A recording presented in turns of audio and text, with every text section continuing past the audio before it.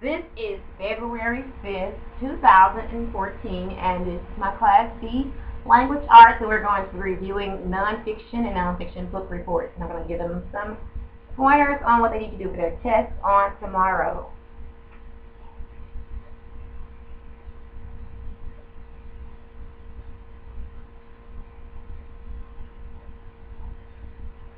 Alright, are you ready?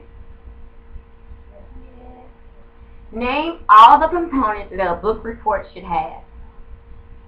It should have. Do I need to go by name or? I know. I go number. Ideas.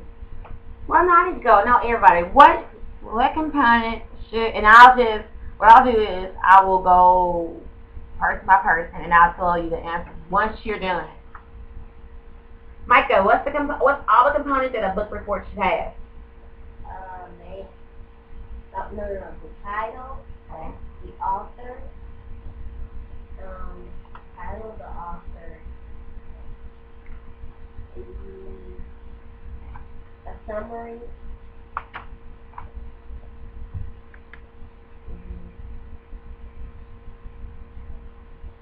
your link. Kwame, what are all the components of a book report, a nonfiction book report?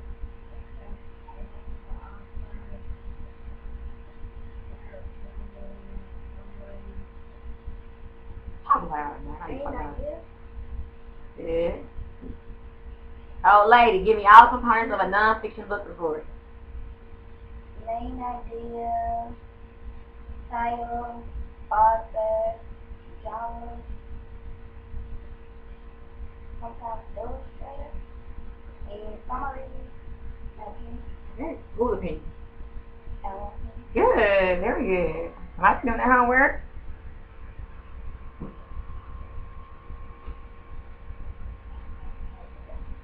True or false? A book report should never include the writer's opinion about the book. True or false?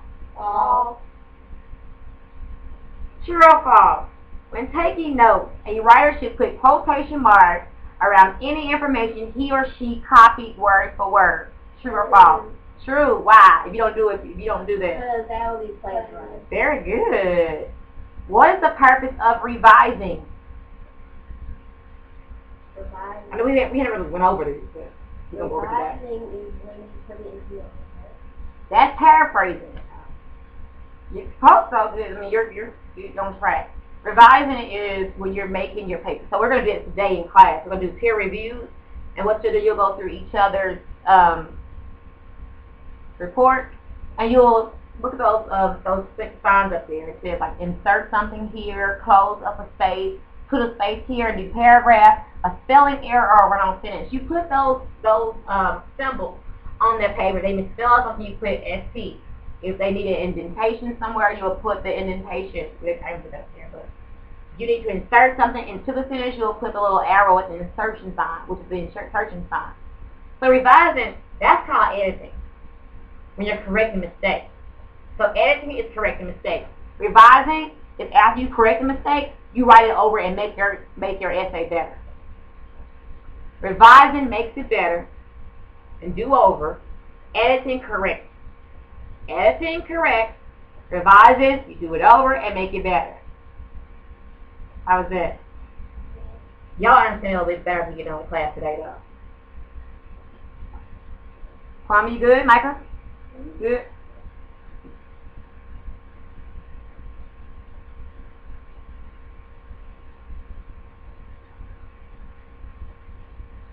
Alright.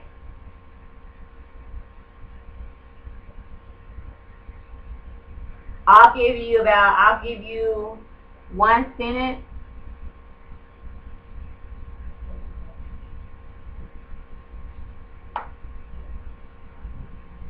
I'll give you one sentence and you'll have to tell me, like, it'll be a word and it's misspelled or needs a comma somewhere. I think it's only one sentence I get on this. And you'll have to, like, it'll say, what should you do? What needs to be fixed about this sentence? And you'll say, his name is spelled different. His sentence needs a period.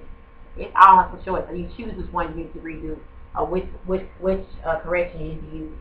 That's what it is. All right. Pre-writing. Pre-writing is also called what?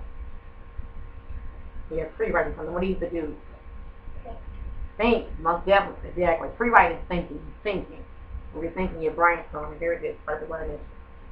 You're thinking. Doing pre-writing, you're thinking. But you're pre-writing, you haven't written anything yet. The editing is correcting, revising is making it better, and writing it over.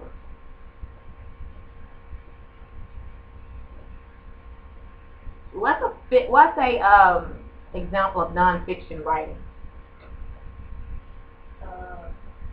Biographies, autobiographies, history books. What else? Huh? Well, yeah, I know you're not. I'm kind of like it's like encyclopedias is nonfiction, dictionaries nonfiction. Yeah, fiction can be storybooks, fairy tales. Yeah, all those kind of comic books, exactly. Yeah, I think that's it. So on your test, as far as the Buffalo Soldiers are concerned,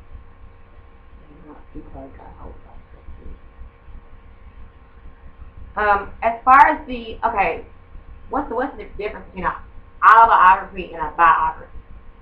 Autobiography is wrote by another person. Good. Biography is wrote by another person. Written by another. Very good.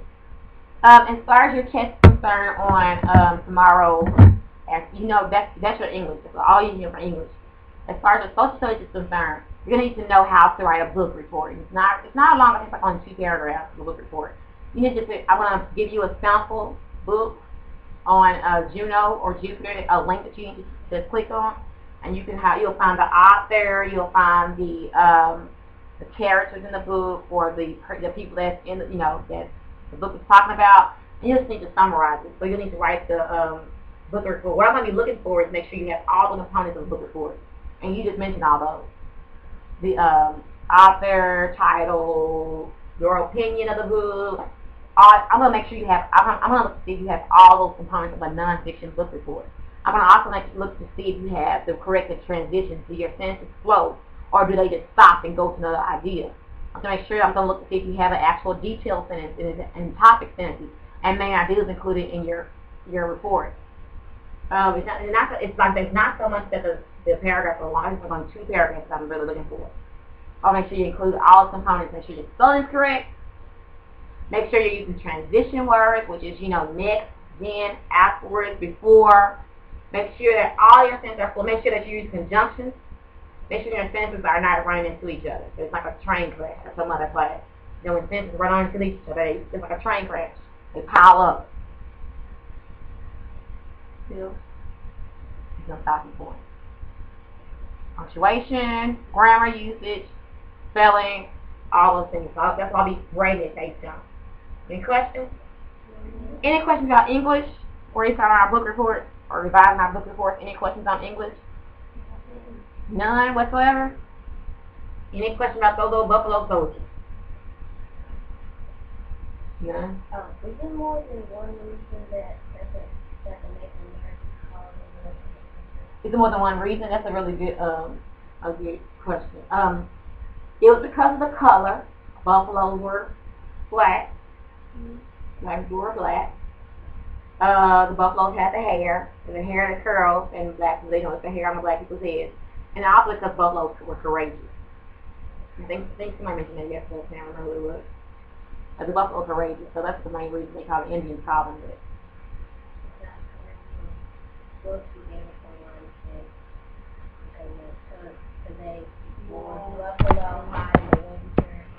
They said that?